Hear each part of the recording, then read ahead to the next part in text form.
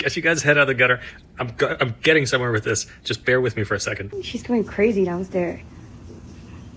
Now, I'm going to make the case that dogs, contrary to popular belief, along with other animals, are not actually sentient or conscious or whatever you want to call it, and their humping behavior is a perfect example of why. Just bear with me. My thinking is that their reproductive drive is buggy or broken in a way and that they really behave robotically, algorithmically, and this is why they hump pillows. Now, you might say, but Dennis, humans hump pillows too, okay? And I'm going to say, fair enough, so check this out.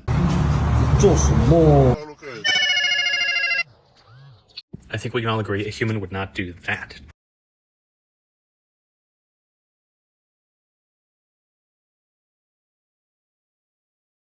Like, really? In the neck? In the forehead? That doesn't make any sense.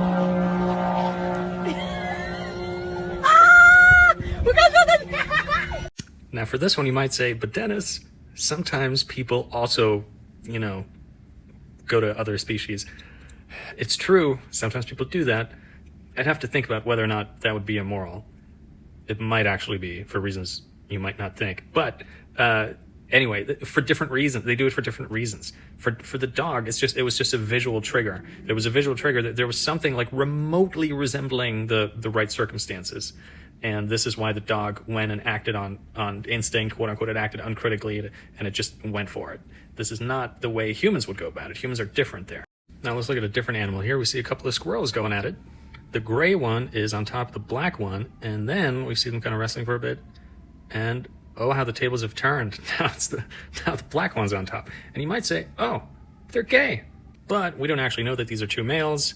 In fact, they might even be two females that are just acting in a way that doesn't make any sense. Although homosexuality has been observed in nature, as far as I know, genetics should heavily discourage homosexuality because from an evolutionary standpoint, it always ends in a dead end for genes. So if anything, I think what explains homosexuality in humans is it's a cultural phenomenon, which is also why it's so difficult to change your sexual preferences. It's a matter of ideas, which are much harder to change than overriding your genes. At my dad's house, we had two dogs, a girl and a boy.